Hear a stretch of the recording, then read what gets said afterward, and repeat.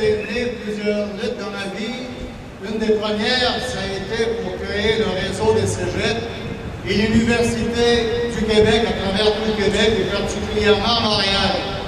Parce qu'à ce moment-là, à Montréal, il y avait 3 universités anglophones, Loyola, Sir George Williams et McGill, et seulement l'Université de Montréal. Il y avait un besoin immense qu'il y ait une seconde université francophone à Montréal.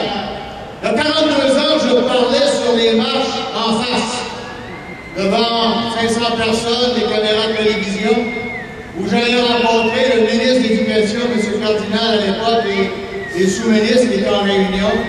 Je suis entré à l'intérieur, le concierge m'a dit, ils ont fui par l'arrière, ils sont rendus à Québec.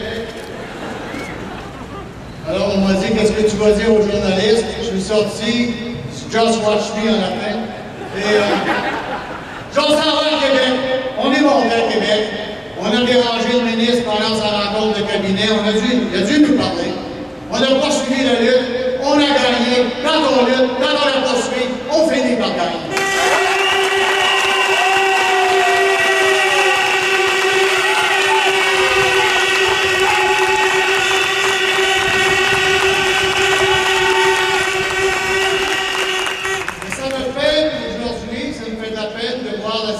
Qui est en danger. Je sais que vous partagez ces sentiments. Je sais que l'administration du CAM et son recteur Claude Corbeau, que je respecte, partagent les mêmes sentiments. La responsabilité vient de plus haut. Elle vient entre autres d'Ottawa.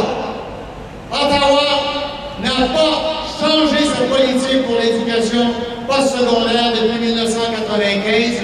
Les sommes sont gelées. Ottawa, le fédéral, doit 3,2 milliards aux provinces et au Québec. Pour le Québec, ça représente 820 millions de dollars.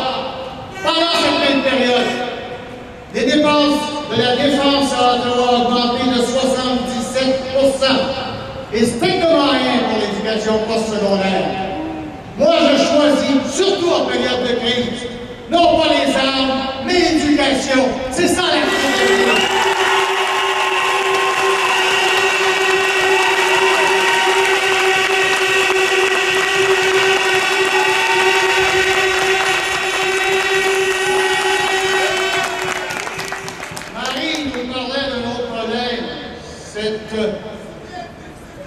Ce trou béant au centre de Montréal, cette plaie au cœur de Montréal, je parle de l'îlot voyageur. Il y a un programme d'urgence de sortie de crise insuffisant, mal ficelé à Ottawa. Mais j'espère que le gouvernement du Québec puisse demander et inscrire le fait de terminer le projet de l'îlot voyageur. Ce projet, on demande que les devis soient prêts. Je vous fais remarquer que non seulement les devis sont prêts, mais les fondations sont là. On ne peut pas laisser l'îlot voyageur comme ça. Il faut qu'il y ait investissement. C'est bon pour le CAM, c'est bon pour le Québec, c'est bon pour Montréal, c'est bon pour le logement. S'il y a une telle demande, tous les députés du Bloc l'appuieront. Vous pouvez compter